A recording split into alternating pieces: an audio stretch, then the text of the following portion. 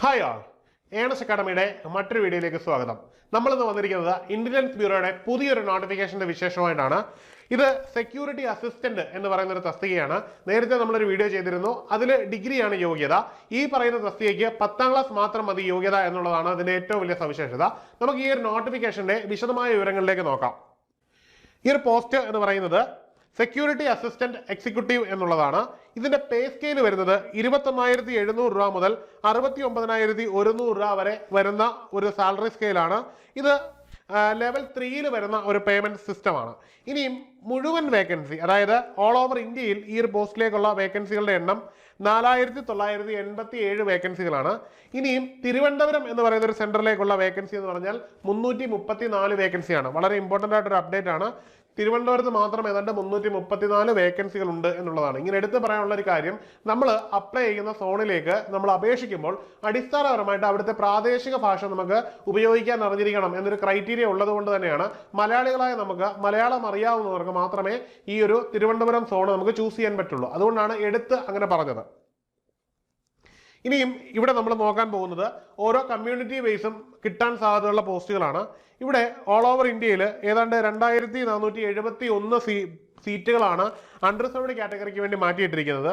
ഇനിയും OBC NCL കാറ്റഗറിയിലേക്ക് 1015 വേക്കൻസിയാണ് മാറ്റിയിട്ടിരിക്കുന്നത്. Scheduled കാസ്റ്റിലേക്ക് 574, scheduled ട്രൈബിലേക്ക് 426, EWSലേക്ക് 501 എന്നിങ്ങനെയാണ് ഈ ഒരു പോസ്റ്റുകൾ ഡിസ്ട്രിബ്യൂട്ട് ചെയ്തിരിക്കുന്നത്. ഇതിന് ആനുപാതികമായിട്ട് തന്നെ കേരളത്തിലും വേക്കൻസികൾ ഉണ്ടാകുമെന്ന് വേണം നമ്മൾ കണക്കാക്കാൻ. ഇനിയും ഇതിന്റെ ആപ്ലിക്കേഷനുമായിട്ട് ബന്ധപ്പെട്ട് നോട്ടിഫിക്കേഷൻ വന്ന വിശദ വിവരങ്ങളാണ് നമ്മൾ നോക്കാൻ പോകുന്നത്.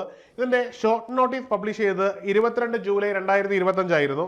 ഇതിന് ആപ്ലിക്കേഷൻ വിൻഡോ ഓപ്പൺ ആവുന്നത് ഈ വരുന്ന 26 ജൂലൈ 2025 മുതൽ അവസാന ഡേറ്റ് എന്ന് പറഞ്ഞാൽ 17 ഓഗസ്റ്റ് 2025 വരെയാണ്. അതായത് വരാൻ പോകുന്ന 26 മുതൽ ഓഗസ്റ്റ് 17 വരെയാണ് നമുക്ക് ഈ ഒരു പോസ്റ്റിലേക്ക് അപേക്ഷിക്കുവാൻ പറ്റുന്നത്.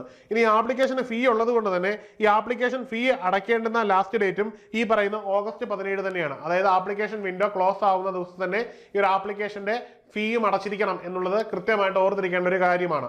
ഇത് എടുത്തു പറയാനുള്ള കാരണം SSC പോലെയും റെയിൽവേ പോലെയുമുള്ള എക്സാമിനേഷന് ചിലപ്പോൾ ഒരു ദിവസമൊക്കെ അവർ എക്സ്ട്രാ ഡേറ്റ് തരും. ഇത്തരത്തിലൊരു ഡേറ്റ് ഇവിടെ തരുന്നില്ല എന്ന് ഓർത്ത് വെച്ച് വേണം നമ്മൾ അപേക്ഷിക്കാൻ. അതായത് അപേക്ഷയോടൊപ്പം തന്നെ ഫീ പേയ്മെന്റ് ചെയ്യുന്ന കാര്യം ഓർത്തു പോവുക.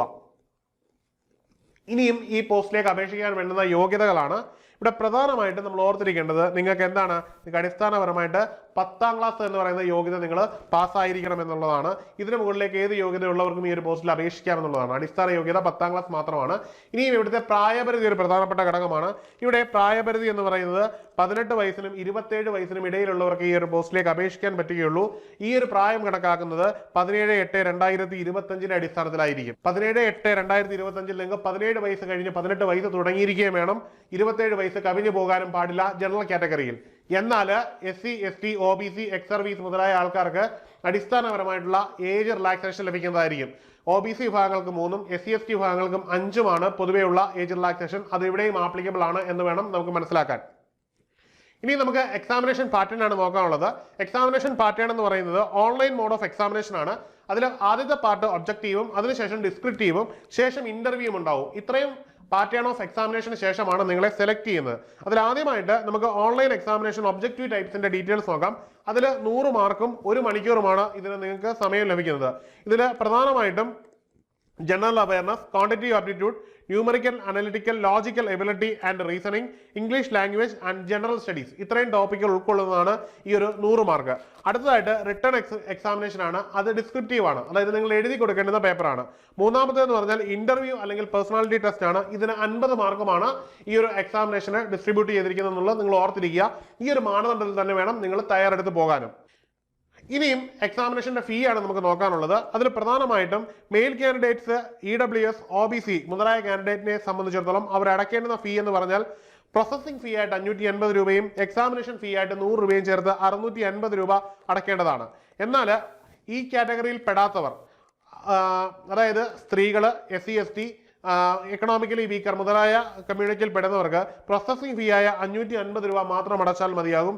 എക്സാമിനേഷൻ ഫീ അടയ്ക്കേണ്ടതില്ല. അങ്ങനെ അവർ 550 രൂപ മാത്രം ഈ ഒരു എക്സാമിനേഷന് ഫീ ആയിട്ട് അടയ്ക്കേണ്ടതാണ്.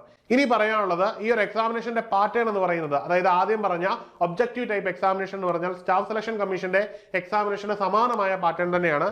അതുകൊണ്ട് തന്നെ നിങ്ങൾ അത്തരം എക്സാമുകൾക്ക് തയ്യാറെടുക്കുന്നവർക്ക് വളരെ ഈസി ആയിട്ട് തന്നെ ഈ എക്സാമിനേഷൻ ക്രാക്ക് ചെയ്യാൻ കഴിയും. ഇനി അടൂര് നമ്മുടെ ക്യാമ്പസിൽ ഓഫ്ലൈൻ ക്ലാസ്സുകൾ അവൈലബിൾ ആണ്. SSCയുടെയും ഒപ്പം RRBയുടെയും ഉൾപ്പെടുന്ന ക്ലാസ്സുകളാണ് നമ്മൾ നൽകുന്നത്. അതുകൊണ്ട് തന്നെ ഏറ്റവും കൃത്യമായ ഒരു പഠന മാതൃക നിങ്ങളുടെ മുമ്പിലുണ്ടെങ്കിൽ ഏതൊരു കേന്ദ്ര സർക്കാർ ജോലിയും നിങ്ങൾക്ക് അനായാസം കരസ്ഥമാക്കാൻ പറ്റും. അതുകൊണ്ട് തന്നെ കോഴ്സിൽ ജോയിൻ ചെയ്യുന്നതിനും കൂടുതൽ അറിയുന്നതിനുമായി താഴെ നൽകിയിരിക്കുന്ന ഗൂഗിൾ ഫോം ഫില്ല് ചെയ്യുക, അല്ലെന്നുണ്ടെങ്കിൽ താഴെ നൽകിയിരിക്കുന്ന നമ്പറിൽ കോൺടാക്ട് ചെയ്യാവുന്നതാണ്. മറ്റൊരു വീഡിയോയിൽ കാണാം. Good bye.